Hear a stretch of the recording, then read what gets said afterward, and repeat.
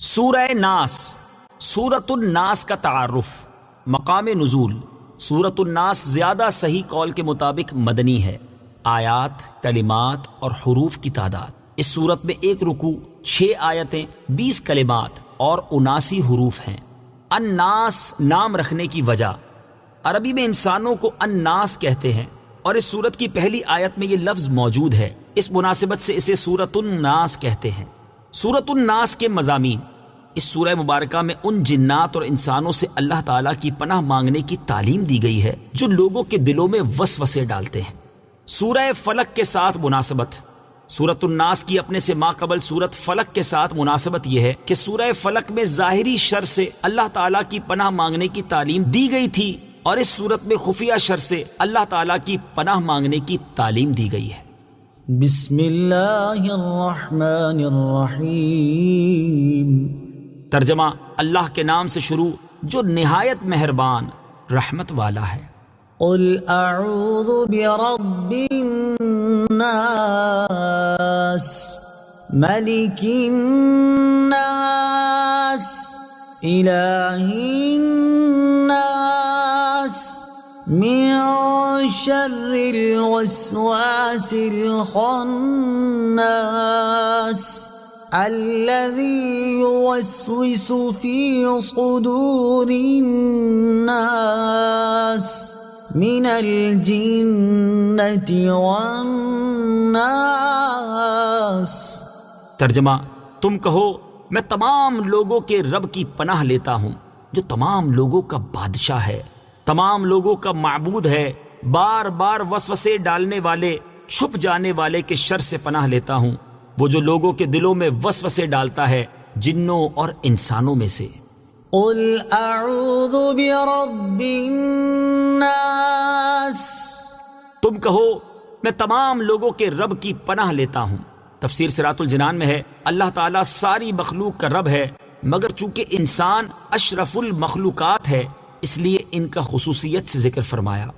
انسان کی عظمت و شرافت: اس سے انسان کی عظمت و شرافت بھی معلوم ہوئی کہ بطور خاص اللہ تعالیٰ نے اپنی ربوبیت کی نسبت اس کی طرف فرمائی۔ علماء نے یہاں یہ نقطہ بیان فرمایا ہے کہ اس صورت میں 5 مرتبہ لفظ الناس آیا ہے۔ اس میں حکمت یہ ہے کہ چونکہ انسان بچپن میں صرف پرورش ہی پاتا ہے، اس لیے سب سے پہلے رب الناس یعنی ربوبیت والی صفت کا ذکر فرمایا۔ جبکہ انسان جوانی میں مست ہو کر بے راہ ہو جاتا ہے، اس وقت اس پر قانونی گرفت کی ضرورت ہے، اس لیے یہاں ملک الناس یعنی لوگوں کا بادشاہ فرمایا۔ اور چونکہ انسان بڑھاپے میں عبادت میں مشغول ہوتا ہے، اس لیے تیسری جگہ اللہ تعالیٰ کی صفت الوہیت اور معبودیت کا ذکر فرمایا، اور معبودیت کا ذکر فرمایا یعنی الہ الناس۔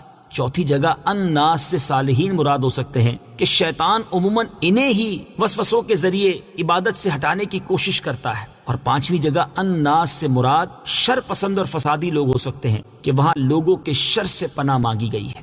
ملک الناس، تمام لوگوں کا بادشاہ۔ تفسیر صراط الجنان میں ہے یعنی ان کے کاموں کی تدبیر فرمانے والا ہے اور سب کا حقیقی حاکم و مالک، کہ دنیا میں بھی کسی کو حکومت و ملکیت ملے تو اسی کی عطا سے ملتی ہے۔ الہ الناس، تمام لوگوں کا معبود۔ تفسیر صراط الجنان میں ہے معبود ہونا اسی کے ساتھ خاص ہے اور سارے لوگوں کا حقیقی معبود وہی ہے۔ من شر الوسواس الخناس، بار بار وسوسے ڈالنے والے، چھپ جانے والے کے شر سے۔ تفسیر صراط الجنان میں ہے اس سے مراد شیطان ہے، اور یہ اس کی عادت ہے کہ انسان جب غافل ہوتا ہے تو اس کے دل میں وسوسے ڈالتا ہے، اور جب انسان اللہ تعالیٰ کا ذکر کرتا ہے تو شیطان دبک رہتا ہے اور ہٹ جاتا ہے۔ وسوسہ اور الہام میں فرق: یاد رہے کہ برے خیال کو وسوسہ کہا جاتا ہے جبکہ اچھے خیالات کو الہام۔ وسوسہ شیطان کی طرف سے ہے، لہٰذا اس پر لا حول پڑھنی چاہیے، اور الہام فرشتے کے ذریعے اللہ تعالیٰ کی طرف سے ہوتا ہے، اس لیے اس پر اللہ تعالیٰ کا شکر کرنا چاہیے۔ نفس امارہ کے غلبے میں وسوسے زیادہ ہوتے ہیں جبکہ نفس مطمئنہ کے غلبے میں الہام زیادہ۔ شیطان ہمارا ایسا دشمن ہے جو ہمیں نظر نہیں آتا، یعنی وہ ہمیں دیکھتا ہے اور ہم اسے نہیں دیکھتے، لہٰذا اس طاقت والے رب عز و جل کی پناہ مانگو جو اسے دیکھتا ہے اور وہ رب عز و جل کو نہیں دیکھتا، کبھی دشمن سے کبھی رب عز و جل کی پناہ مانگو۔ الذي يوسوس في صدور الناس، وہ جو لوگوں کے دلوں میں وسوسے ڈالتے ہیں، یعنی شیطان زبان و آواز سے نہیں بہکاتا بلکہ براہ راست دل میں اثر ڈالتا ہے، بری چیز کو اچھی کر دکھاتا ہے، خود دشمن ہے مگر دوستی کے لباس میں آتا ہے، پھر جیسا انسان ہو ویسا ہی اسے وسوسہ ڈالتا ہے۔ من الجنة والناس، جنوں اور انسانوں میں سے۔ تفسیر صراط الجنان میں ہے یہ بیان ہے وسوسے ڈالنے والے شیطان کا کہ وہ جنوں میں سے بھی ہوتا ہے اور انسانوں میں سے بھی۔ جیسے شیاطین جن انسانوں کو وسوسے میں ڈالتے ہیں، ایسے ہی شیاطین انسان بھی ناسے بن کر آدمی کے دل میں وسوسے ڈالتے ہیں، پھر اگر آدمی ان وسوسوں کو مانتا ہے تو اس کا سلسلہ بڑھ جاتا ہے اور وہ خوب گمراہ کرتے ہیں، اور اگر اس سے متنفر ہوتا ہے تو ہٹ جاتے ہیں اور دبک رہتے ہیں۔ جنوں اور انسانوں کے شیاطین سے پناہ مانگے۔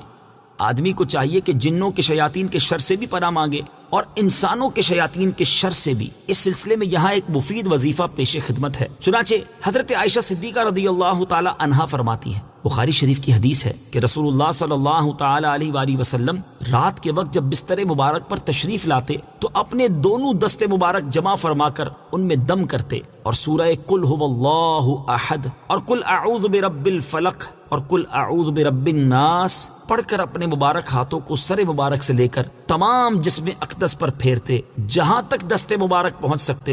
یہ عمل 3 مرتبہ فرماتے۔